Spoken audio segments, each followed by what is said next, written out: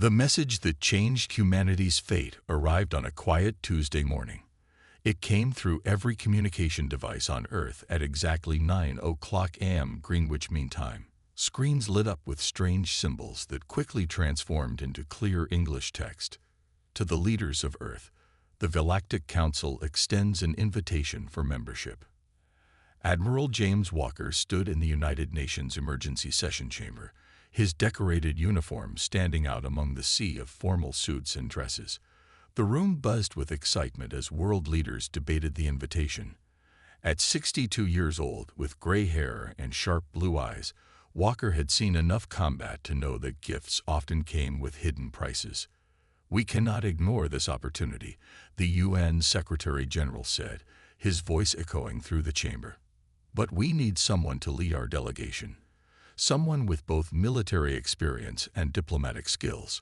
All eyes turned to Walker, and he knew his quiet life was about to end. 3 weeks later, Walker led Earth's first diplomatic mission into deep space. The Council had sent a ship to pick up the human delegation, a massive vessel that made Earth's largest spacecraft look like toys. Its silver hull stretched nearly a mile long, with elegant curves that seemed to bend the very light around it. The human delegation included Walker, 5 top scientists, and 3 diplomats. Among them was Dr. Alice Thompson, a brilliant analyst who specialized in alien languages and culture. She was young for her position, only 35, but her mind worked in ways that even the best computers couldn't match. As their shuttle approached the Council station, everyone fell silent. The station was a marvel of engineering, a massive ring structure larger than Earth's moon, with thousands of ships coming and going like busy insects around a giant hive. Spokes of metal and energy connected the ring to a central hub that glowed with a soft blue light. "It's beautiful," Thompson whispered, her dark eyes reflecting the station's lights. "And terrifying." Walker nodded, understanding exactly what she meant. Humanity had achieved much in the last century, but this was beyond anything they had imagined. The gap between human technology and what they were seeing was like comparing stone tools to quantum computers. The Council welcomed them with an elaborate ceremony. 12 different alien species, each more strange and wonderful than the last, gathered in a grand chamber. Some floated in anti-gravity fields, others walked on multiple legs, and a few seemed to shift between solid and energy states. The Meridian High Counselor, a tall being with iridescent skin that rippled like the northern lights, stepped forward to greet them. "Welcome, children of Earth," it said in perfect English. "We have watched your progress with great interest. Your species has achieved much in such a short time." Walker noticed something in the counselor's tone. Was it concern? Fear? But before he could analyze it further, the ceremony continued. They were shown to their quarters, luxurious rooms with views of space that made Earth's best hotels look primitive. That night, while the rest of the delegation celebrated, Walker couldn't sleep. He stood at the window, watching ships move through space like silent fish in a cosmic ocean. Thompson joined him, carrying data tablets filled with Council documents. "Something feels wrong," she said quietly. "Their technology, their station, their ships, they're all thousands of years ahead of us. Why invite us now? Why not wait until we're more developed?" Walker had been thinking the same thing. In his experience, when something seemed too good to be true, it usually was. "Keep digging," he told her. "But be careful. We're not in Kansas anymore." As they talked, neither of them noticed the small drone outside their window, recording every word. In another part of the station, the Meridian High Counselor watched the feed with growing concern. "They're more perceptive than we expected," it said to an empty room. "The containment plan may need to be accelerated." The first seeds of betrayal were already being planted, even as humanity celebrated its greatest diplomatic achievement. The game was beginning, but only one side knew the real rules. 6 months passed on the Council station like a dream. The human delegation learned more about space technology in those months than Earth had discovered in a century. But beneath the surface of friendly cooperation, darkness was growing. Dr. Alice Thompson sat in her office, surrounded by holographic screens showing different versions of the peace treaty. Her eyes were red from lack of sleep, and empty coffee cups littered her desk. Something about the treaty's translation bothered her, but she couldn't quite grasp what it was. "Computer, show me Section 7 in all languages again," she commanded. The air filled with shimmering text in 12 different alien scripts, plus English. As she watched, the symbols seemed to shift and change. A knock at her door made her jump. Admiral Walker entered, looking concerned. "You missed the morning briefing," he said, then noticed the mess of screens. "Found something." Thompson ran her hands through her messy hair.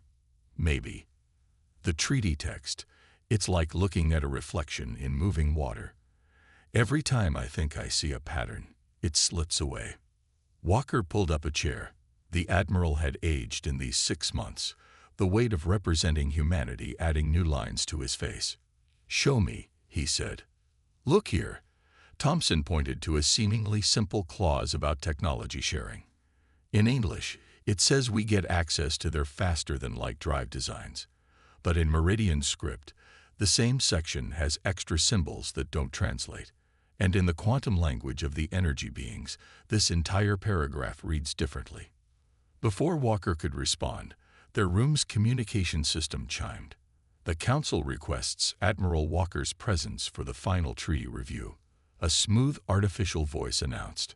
"Keep working on this," Walker told Thompson quietly.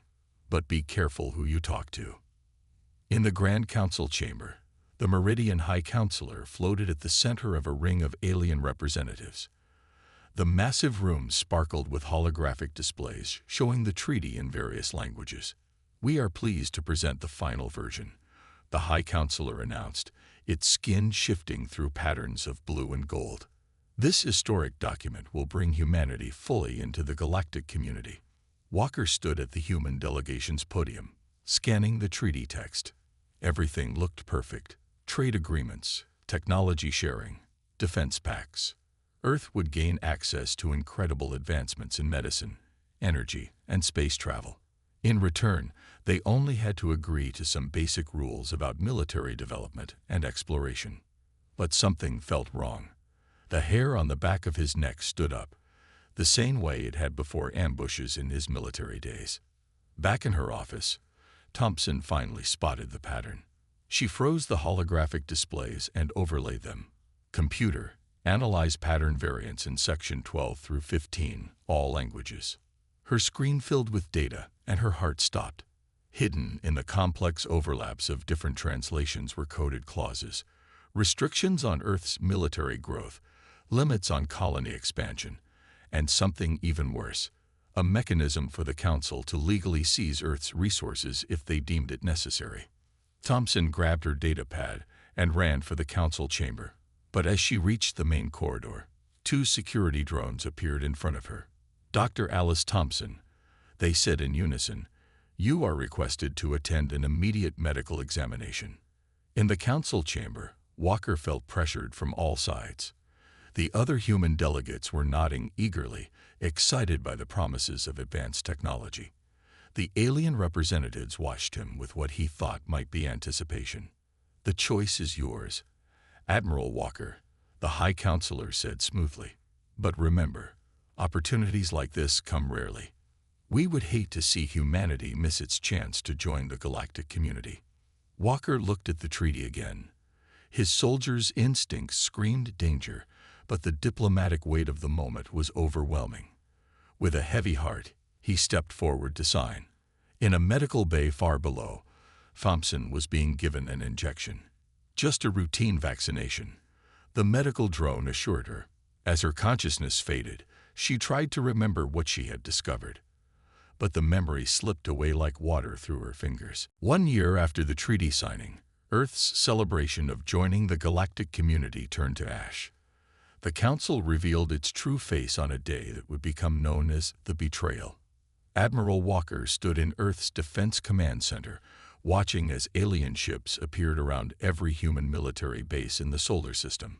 Their massive forms blocked out the stars, casting shadows over Earth's cities. This is the Galactic Council Security Force. The transmission came through on all channels. According to Treaty Section 15, Subsection C, your military vessels exceed permitted limits. You have 24 hours to begin dismantling your fleet. Walker's fists clenched as he remembered signing that treaty. Dr. Thompson had tried to warn them, but the council had kept her sedated until after the signing.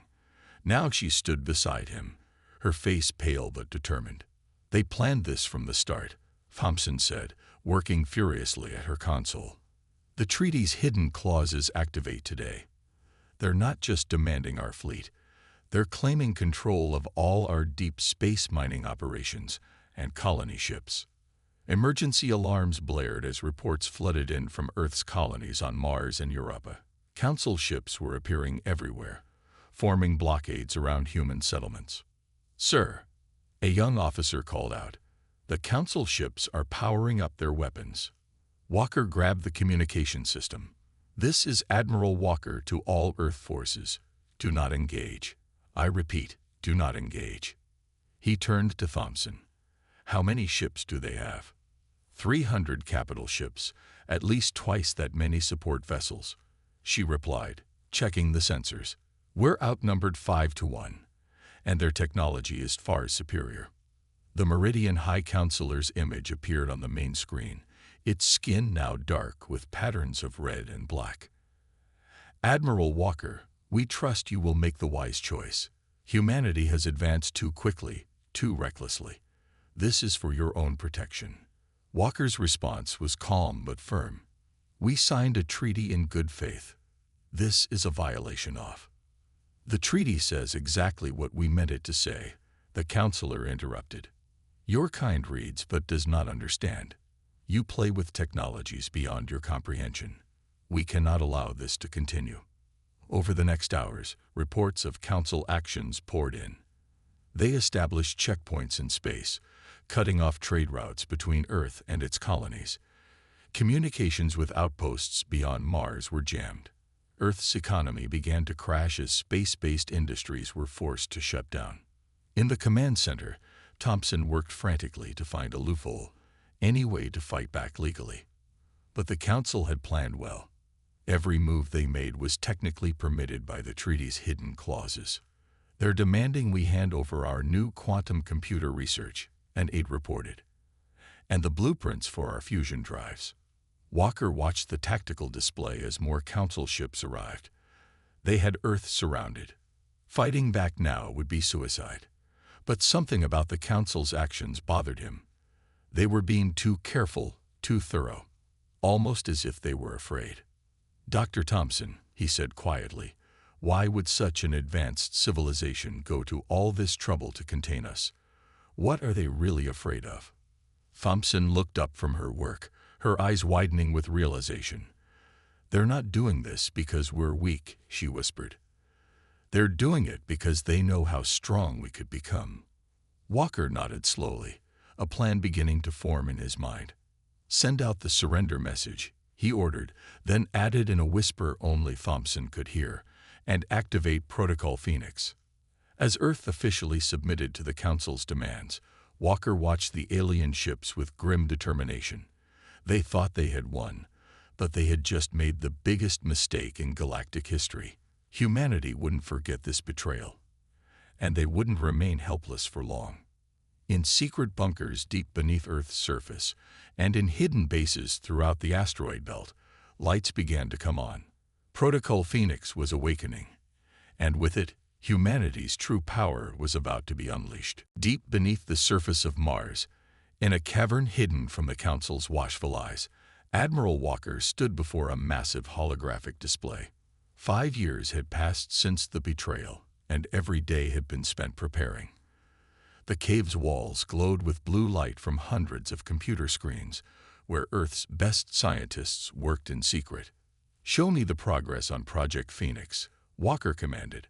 His hair had turned completely white, but his eyes burned with the same determination they'd had on the day of the betrayal. Dr. Thompson, now the project's lead scientist, stepped forward. The years had added steel to her spine and fire to her purpose. "The quantum phase shields are ready," she said, pressing buttons on her tablet. A massive hologram appeared, showing a new type of spacecraft shield that could bend space itself. The Council thinks we're broken, she continued, living under their rules, dismantling our fleet. They don't know we've been studying their technology all along. Everything they showed us, everything they used against us. We've made it better. In another chamber, thousands of feet below the Martian surface, Captain Robert Steele supervised the construction of humanity's new weapons. Robotic arms assembled sleek fighters and massive battleships, all hidden from the Council's sensors by special materials found in Mars' deep caves. The dark matter drives are working perfectly, Steele reported through the secure communication line. We can move faster and quieter than anything the Council has. They won't see us coming until it's too late. Walker nodded, remembering how the Council's ships had looked so impressive 5 years ago. Now, humanity's secret fleet made them look primitive. Every defeat, every humiliation had taught them something new. Every piece of alien technology they were forced to handle had been secretly studied and improved. What about the AI systems? Walker asked, turning to a young engineer named Mike Ross. The boy had been just a student when the betrayal happened, but now he led the AI development team. Ross grinned and pulled up another hologram. We've created something amazing, he said. Our combat AI can think faster than any Council battle computer. It learns from every simulation, adapts to any strategy. And best of all, it runs on human-made quantum processors, technology the Council never thought we could develop. Thompson walked to a massive window overlooking the underground shipyard. Dozens of ships floated in the artificial gravity field, their black hulls absorbing all light. We've hidden construction bases throughout the solar system, she explained. Everywhere the Council thinks is just empty space or worthless rock, we're building our strength. And the Council suspects nothing? Walker asked, though he already knew the answer. Their deception had been perfect, a mirror of how the Council had once deceived them. They're too busy congratulating themselves, Thompson replied with a small smile. Their monitoring stations show exactly what we want them to see, a defeated humanity struggling to survive under their rules. Their own arrogance blinds them. Walker walked through the busy command center, watching humans and robots work together with quiet efficiency. On every screen, progress bars showed weapons being completed, ships being built, soldiers being trained in secret facilities across the solar system. 5 years, he said softly. 5 years of pretending to be weak, while growing stronger every day. How much longer until we're ready? Thompson checked her data. The last ships will be complete in 3 months. The AI system needs 2 months of final testing. After that, she paused, looking at the fleet they had built. We can show the Council exactly what humanity is capable of. Walker smiled for the first time in years. Send the coded message to all bases, he ordered. Tell them to begin final preparations. The Council thought they were containing a threat, but instead they created one. Soon, they'll learn what happens when you back humans into a corner. Throughout the solar system, hidden transmitters carried the message to secret bases on moons, asteroids, and deep space stations. Humanity's revenge was almost ready, and the galaxy would never be the same. On Pluto's moon Charon, inside a base carved from the frozen rock, Admiral Walker took his first look at humanity's completed fleet. The massive underground dock stretched for miles, filled with warships that would make the Council's vessels look like ancient sailing ships. Beautiful, aren't they? Dr. Thompson stood beside him on the observation deck. Below them, the flagship Humanity's Dawn floated in its dock. The ship was massive, 2 miles long, with a black hull that seemed to swallow light itself. We built her using everything we learned from their technology, then made it better. Workers in spacesuits moved around the ships like busy ants, making final adjustments. Every vessel in the fleet carried weapons and defenses that the Council had never seen before. Some technologies they had reverse-engineered from Council designs, others were completely new, created by human minds, pushed to their limits by anger and determination. Status report. Walker commanded, and the base's AI brought up detailed holographic displays. Fleet is at 100% readiness, the AI reported in a calm voice. All 500 primary warships are complete. The 1,000 support vessels are fully crewed and armed. Stealth systems are functioning perfectly. Council sensors still show only empty space around Charon. Captain Steele's voice came through the communication system.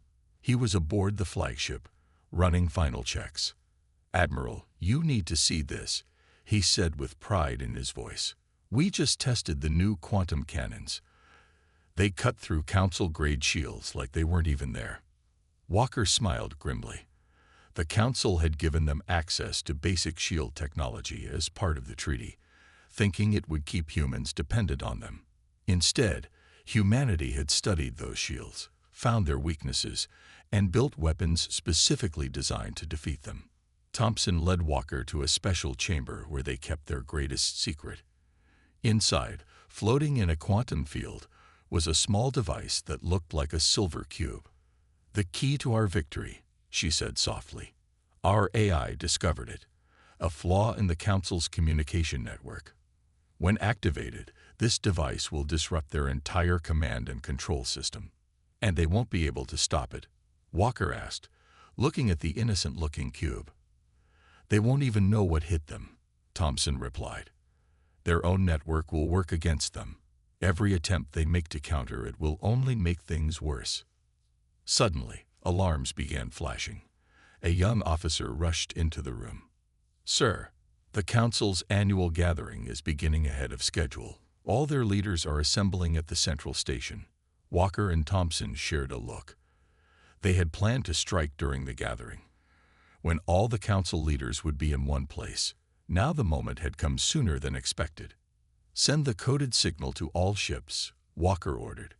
"Operation Phoenix begins in 6 hours."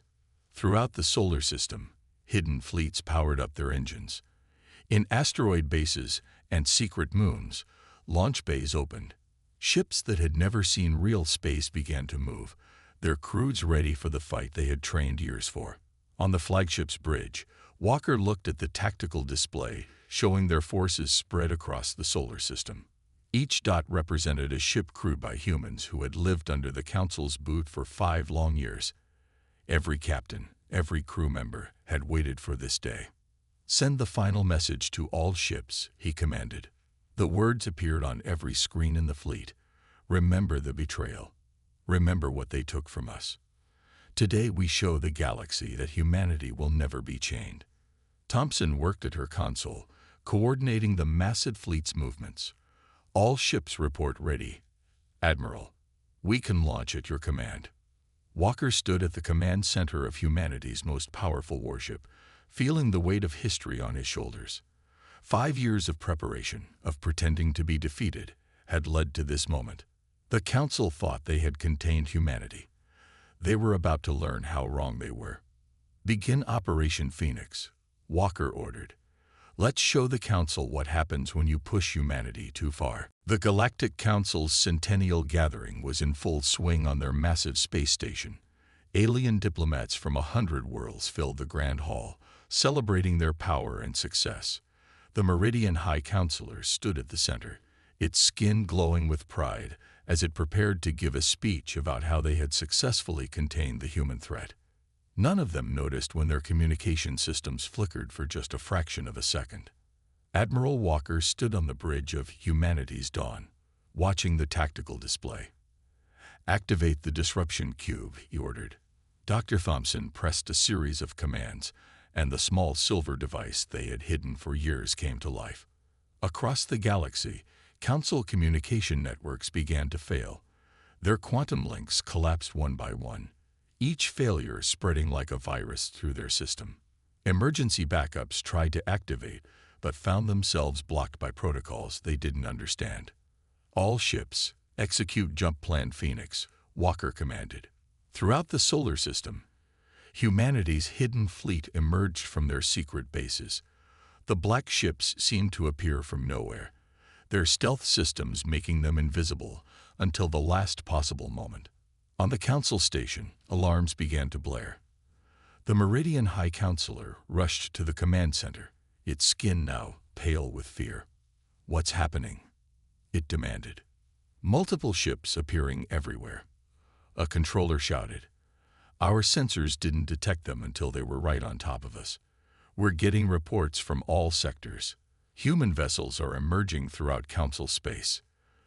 The Council's defense fleet scrambled to respond, but they were too late and too scattered. Humanity's ships had positioned themselves perfectly, appearing at exactly the right points to cut off any organized response. "Send the message," Walker ordered. On every Council screen, Admiral Walker's face appeared. "Members of the Galactic Council," he said calmly, "5 years ago, you betrayed humanity. You thought you had contained us, weakened us, made us your servants. Today, you learn how wrong you were." The Council's military commander tried to organize a defense, but nothing worked properly. Their advanced targeting systems couldn't lock onto the human ships. Their shields flickered and failed against weapons they had never seen before. The quantum cannons on human vessels cut through their best defenses like paper. "Impossible," the Meridian High Counselor shouted as another report of Council ships being disabled came in. Their technology was primitive. We monitored everything they built. "No," Dr. Thompson's voice came through their speakers. "You monitored what we wanted you to see. Every piece of technology you showed us, we studied. Every weakness you thought we didn't notice, we found. Everything you used against us, we made better." The human fleet moved with perfect coordination, their AI battle systems predicting and countering every Council tactic before it could be executed. Council ships found themselves trapped, their weapons useless, their communications blocked. But Walker had given strict orders. No unnecessary destruction. Human ships disabled rather than destroy their opponents. They used precision strikes to knock out weapons and engines, careful to avoid any loss of life. "We could destroy you all," Walker's voice echoed through the Council station. "But unlike you, we understand the difference between justice and revenge. Your fleet is disabled. Your defenses are down. Now, you will listen." In the Council's Grand Hall, the alien leaders watched in stunned silence as human ships surrounded their station. The vessels were beautiful and terrifying, their dark hulls reflecting the light of nearby stars. "We don't want war," Walker continued. "What we want is justice. What we want is change. The old Council ends today. Tomorrow, we build something better, together. But this time, as equals." The Meridian High Counselor looked out at the human fleet, finally understanding the terrible mistake they had made. They had tried to chain a force of nature, and now that force had broken free. Humanity hadn't just caught up to them, they had surpassed them. "We surrender," the High Counselor said quietly. "We surrender completely." 1 month after humanity's dramatic return, the galaxy was changing. In the rebuilt Council chamber, Admiral Walker stood before representatives of every spacefaring species. The room looked different now. Gone were the raised platforms that had placed Council members above others. Now all seats were on the same level, forming a perfect circle. "The old Council is disbanded," Walker announced, his voice carrying authority earned through years of struggle. "Today, we create something new. The Galactic Alliance, where all species stand as equals." Dr. Thompson sat beside him, operating a holographic display that showed evidence of the old Council's corruption. "We found everything," she explained to the gathered aliens. "Secret files, hidden treaties, plans to control not just humanity, but dozens of younger species." The Meridian High Counselor, now stripped of its special status, watched from a regular seat. Its skin had lost its bright colors, showing only dull grays of shame and regret. "We thought we were protecting the galaxy," it admitted. "We were wrong."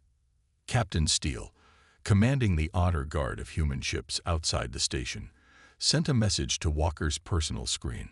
"All sectors secure. The transition is proceeding peacefully." Walker nodded and continued his address. "Humanity could have chosen revenge, We could have used our new technology to rule the galaxy as you once did.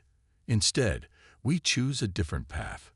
He pressed a button, and the room's center filled with holographic images of new ships, vessels designed to explore, not to fight. We will share our advances, Thompson announced. The quantum phase shields, the dark matter drives, even our AI systems. But this time, there will be no hidden codes, no secret backdoors. Technology should unite us, not divide us. The alien representatives murmured in surprise. Many had expected punishment, restrictions, or revenge. Instead, humanity was offering partnership. But make no mistake, Walker added, his voice growing stern. We will never again allow any species to dominate others. The human fleet will serve as peacekeepers, protecting the rights of all worlds, from the oldest empire to the youngest spacefaring race. In the following weeks, change spread across the galaxy. The human fleet helped dismantle the old Council's system of control. Trade routes were open to all. Colonies gained their independence. Species that had been kept apart by Council decree began to meet and share ideas. On Earth, people celebrated as their world took its place as a leader in galactic affairs. But in his private office on the station, Walker sat with Thompson, discussing their next challenges. Some of the older species are still resistant to change, Thompson reported, showing him the latest intelligence. They'd had power for too long. They don't want to give it up. Walker smiled, looking out at the stars. Then we'll show them a better way. Not through force, but through example. Humanity survived because we worked together, grew stronger together. Now we'll teach the galaxy to do the same. A young alien diplomat entered the office, one of the new generation that supported the changes. Admiral, it said excitedly, the first joint scientific mission is ready to launch. Ships from 12 different species, working together to explore the galaxy's unknown regions. Walker and Thompson shared a proud look. This was what they had fought for, not just freedom from oppression, but the chance to build something better. The Council thought they could contain humanity's potential, Thompson said quietly. Instead, they pushed us to achieve things they never imagined possible. And now, those achievements will help all species grow together. Outside the station, human ships patrolled alongside vessels from other worlds. Their black hulls no longer inspired fear, but hope. They were no longer weapons of revenge, but tools to protect the peace they had won. The galaxy was entering a new age. Humanity had proven itself not just in war, but in victory. They had shown that true strength lies not in dominating others, but in lifting them up. The stars themselves seemed brighter, promising a future where all species could reach their full potential together.